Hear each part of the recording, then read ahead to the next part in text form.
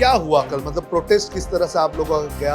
Protest था या फिर पहले से प्लान था कि आप लोग जाकर रेल रोको करेंगे, जरा सी भी रुक जाए तो लोगों को प्रॉब्लम होती है। तो उस वक्त क्या अपील नहीं की गई कि जो मोटरमैन है वो अपनी ट्रेन में जाए, सीआरएमएस क्यों ना हो, फिर एनआरएमयू क्यों ना हो, जो इस तरह से आज प्रोटेस्ट कर रहे हैं और ट्रेन कभी भी रुका देते हैं तो इनके ऊपर हत्या का मामला दर्ज होना। प्रोटेस्ट हुआ, ट्रेन रुकी, ट्रेन रुकने की वजह से यात्री जो है ट्रेन में अटके हुए थे, फिर वो यात्री परेशान हो गए, यात्री जो है वो ट्रैक पर उतरे और फिर आगे वाले स्टेशन पर कम से कम वो जाने की कोशिश कर रहे थे और उस वक्त ये हादसा हुआ।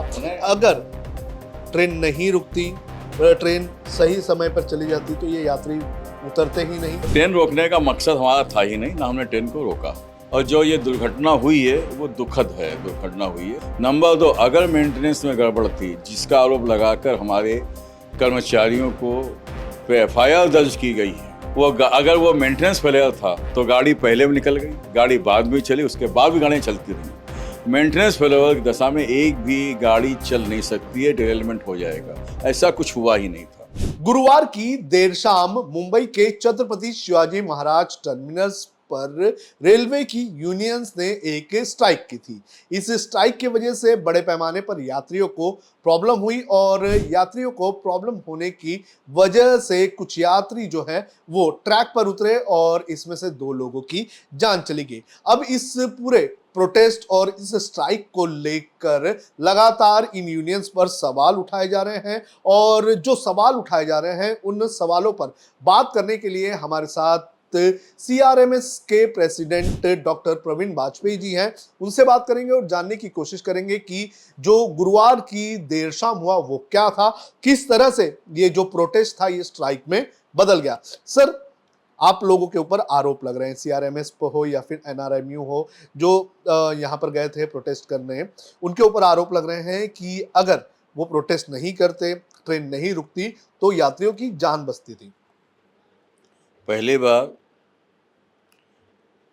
हमारा जो प्रोटेस्ट था वो डीआरएम ऑफिस में था, जहां गेट मीटिंग थी।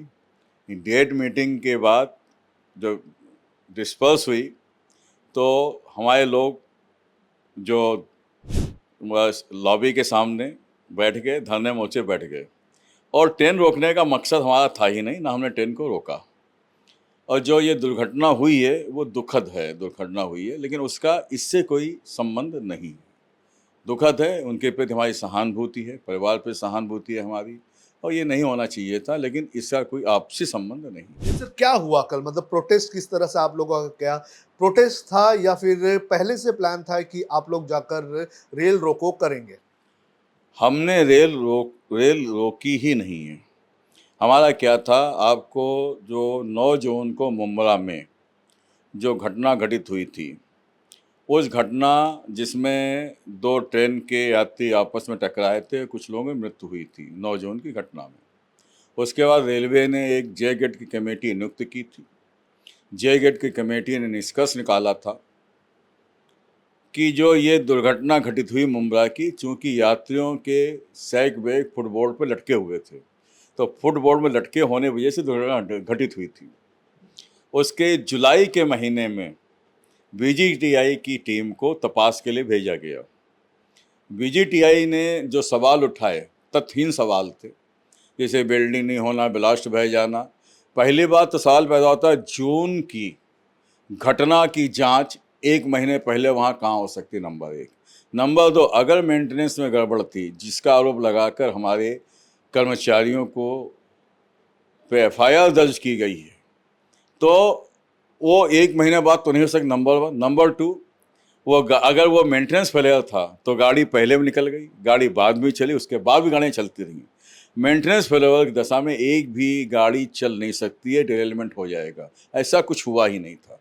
दूसरा, बीजीटीआई की जो रिपोर्ट के आधार पर एफआईआर दर्ज की गई है, बीजीटीआई एक सिविल इंजीनियरिंग या इंजीनियरिंग पढ़ाने वाला एक इंस्टीट्यूट है, लेकिन रेलवे की जो पीवे की पढ़ाई है वो कहीं पढ़ाई नहीं जाती।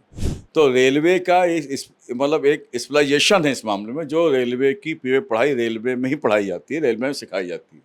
अगर बीजीटीआई को कोई इसका कमेटी में जांच करनी थी तो रेलवे के एक्सपर्ट आदमी लेना चाहिए था, नंबर 1। नंबर 2, कोई रिपोर्ट में था जेयर गेट की कमेटी की रिपोर्ट लेना चाहिए था, उसके आधार पर होना चाहिए था। हमारा ये कहना है कि बेसलेस जो रिपोर्ट थी, उस रिपोर्ट पे जो एफआईआर दर्ज की गई, जिससे हमारा कर्मचारी प्रताड़ित हो रहा है और उसके परिवार प्रताड़ित हो रहा है, तो वो उसके खिलाफ हम लोगों ने डीआरएम ऑफिस में बाकायदा नोटिस देकर हमने एक मोर्चा और प्लस गेट मीटिंग रखी थी, जो गेट मीटिंग सक्सेसफुली। उसके बाद क्या हुआ आगे? बात जो है कहा जा रहा है कि आगे जाके बढ़ी, जब जो मोटरमैन थे वो ट्रेन तक नहीं पहुंचे और ट्रेन जो है वो रोक दी गई। अब मुंबई जैसे शहर में जहां पर पीक आवर के टाइम पर अगर ट्रेन 10 मिनट भी लेट हो जाती है तो सभी स्टेशन पर बड़े पैमाने पर भीड़ लग जाती है। तो क्या ये एक सोचा समझा प्लान था कि ट्रेनों को रोका जाएगा, मोटरमैन ट्रेन नहीं चलाएंगे? ये सोचा समझा प्लान बिल्कुल नहीं था। गेट मीटिंग में एक्सपर्ट हुए, गेट मीटिंग और उसके बाद कुछ कहा भी नहीं गया। उसके बाद लोग जो है अपने आप लोग मतलब डिस्पर्स होने जाने लगे लोगों ने स्पॉन्टियस जो है रिएक्शन कर दिया, मतलब जो है ट्रेन के जो क्या बोलते हैं लॉबी के सामने वही धरने में बैठ गए। मकसद रेल रोको का था नहीं, ना किसी ने रेल को रोकने का प्रयास किया। नहीं, अगर जो मोटरमैन है, आप इतने सालों से रेल डिपार्टमेंट में काम कर रहे हैं, इतना बड़ा आपका सीआरएमएस है, ये तो किसी भी आम आदमी को पता है कि ट्रेन जरा सी भी रुक जाए तो लोगों को प्रॉब्लम होती है। तो उस वक्त क्या अपील नहीं की गई कि जो मोटरमैन है वो अपनी ट्रेन में जाए? इस बारे में तो मुझे कुछ मालूम नहीं, मैं तुम्हारा था ही नहीं, पहली बात तो है ना। लेकिन रेल रोको में कोई भी संबंध नहीं है, स्पॉन्टियस रिएक्शन था, लोग धरने में बैठे हुए थे, किसको रोका नहीं गया। यात्री प्रवासी संगठन जो है वो ये कह रहा है कि इस मामले में जो यूनियन है, फिर चाहे सीआरएमएस क्यों ना हो, फिर एनआरएमयू क्यों ना हो, जो इस तरह से आज प्रोटेस्ट कर रहे हैं और ट्रेन कभी भी रुका देते हैं, तो इनके ऊपर हत्या का मामला दर्ज होना चाहिए। हत्या का मामला दर्ज कोई संबंध ही नहीं है हमारा, ट्रेस पासिंग का केस है, ट्रेस पास कर रहे थे। हमें उस जो वो लोग जो मृत्यु को प्राप्त हुए उनके परिवार पे हमारी संवेदना है, लेकिन वो टेस्ट पासिंग का केस है, केवल टेस्ट पासिंग केस है। टेस्ट पासिंग नहीं होना चाहिए था, लेकिन संवेदना उनके भी बहुत हमें, लेकिन टेस्ट पासिंग केस है। मतलब रेल से, आंदोलन से, मोर्चे से कोई संबंध नहीं है। नहीं, आप कह रहे हैं कि ट्रेस पासिंग का मामला है ये, लेकिन ट्रेस पासिंग का मामला इसे कैसे देख सकते हैं? प्रोटेस्ट हुआ, ट्रेन रुकी, ट्रेन रुकने की वजह से यात्री जो है ट्रेन में अटके हुए थे, फिर वो यात्री परेशान हो गए, वो यात्री जो है वो ट्रैक पर उतरे और फिर आगे वाले स्टेशन पर कम से कम वो जाने की कोशिश कर रहे थे और उस वक्त ये हादसा हुआ। अगर ट्रेन नहीं रुकती, ट्रेन सही समय पर चली जाती तो ये यात्री उतरते ही नहीं, हादसा होता ही नहीं। ट्रेन रुकने का कोई पहली बार तो ट्रेन ऐसे रुकती नहीं है, लेकिन सभी तो नहीं उतरे। एक्चुअल में उन्हें बचना चाहिए था टेस्ट पासिंग से, हमारा अनुरोध था, मतलब कि किसी व्यक्ति को टेस्ट पास नहीं करना चाहिए। बाकी लोग तो मतलब ट्रेन में थे ना, सभी तो नहीं कूदे, 2 4 5 लोग ही मतलब गए थे उसमें, तो इसे अवॉइड करना चाहिए था, लेकिन इसका इससे कोई संबंध नहीं है। नहीं, अगर ट्रेन रुक जाए और यात्रियों को उतरना होगा, किस कभी ट्रेन 15 मिनट हम समझ सकते हैं, आधा घंटा हम समझ सकते हैं, लेकिन उससे ज़्यादा जब ट्रेन रुक जाती है तो यात्री अपने आप उतर जाते हैं। और जब ट्रेन से ये बीच ट्रेन रुकी हुई है और यात्री जब उतरते हैं तो उस वक्त उनके पास ट्रैक क्रॉस करने के अलावा कोई और ऑप्शन ही नहीं होता है। टेस्ट पास तो किसी भी कीमत पर नहीं होना चाहिए, नंबर 1। नंबर 2, समझे ना, वो उसके लिए इंतजार करना चाहिए। टेस्ट पासिंग हमेशा गलत होती है, क्योंकि लाइन बंद नहीं हुई ना, लाइन आपकी चालू है। जब तक ये अनाउंसमेंट ना हो जाए कि अब गाड़ी चलेगी ही नहीं, टेस्ट पास नहीं करना चाहिए। नहीं, लेकिन ऐसे सिचुएशन में जब प्रोटेस्ट होता है तो ट्रेनों में अनाउंसमेंट तो होता नहीं कि ट्रेन आगे बढ़ेगी नहीं, इस तरह की चीज़ें होती ही नहीं है। भाई ये मैं फिर आपसे वही कह रहा हूँ कि ये जो था स्पॉन्टेनियस सिलेक्शन था, ये प्लान वे पे नहीं था। ट्रेन कहीं नहीं रोकी गई, हमारा धरना मोर्चा सीमित था, हमारा उससे ट्रेन रोकने से, ट्रेन ना चलने से कोई संबंध ही नहीं हमारा। जैसे सीआरएमएस के आप प्रेसिडेंट हैं, आपकी सबसे पहली रिस्पॉन्सिबिलिटी यहाँ पर था कि आप नहीं थे, आप कह रहे हैं, लेकिन आपके जो यूनियन के दूसरे लोग थे, क्या उन लोगों को उस वक्त जो मोटरमैन थे उनसे अपील नहीं करनी चाहिए थी कि आप तुरंत आपकी ट्रेन में चले जाइए? ये परिस्थिति जन बातें होती हैं। अभी ये सब तो उस समय क्या सिचुएशन थी, क्या नहीं थी, उसके बारे में तो अभी यहाँ नहीं बैठ के बता सकता क्या परिस्थितियाँ थी।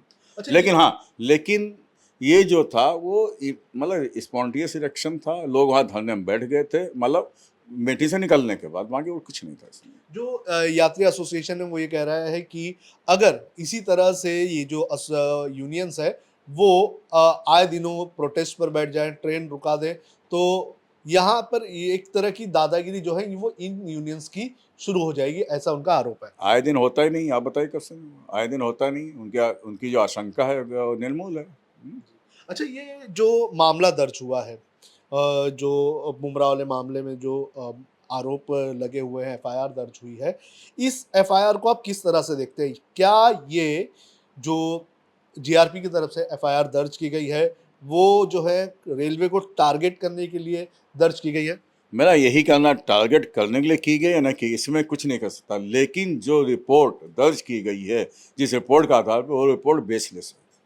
आप लोगों की जो रिपोर्ट थी उसको कंसिडर नहीं किया गया रेलवे की? उन्होंने मांगा ही नहीं। मेरा ये कहना है कि रेलवे की रिपोर्ट को ही मांगना चाहिए था। दूसरा, वीजीटीआई जो रिपोर्ट इसकी बात कर रहे हैं, वो 1 महीने बाद के वो रिपोर्ट क्या बनाएंगे? नंबर सीधी सी बात है, 9 झगड़ा में क्या बात। तीसरा, वीजीटीआई जो है एक एक्सपर्ट इंस्टीट्यूशन नहीं है रेलवे की पीवे के मामले में।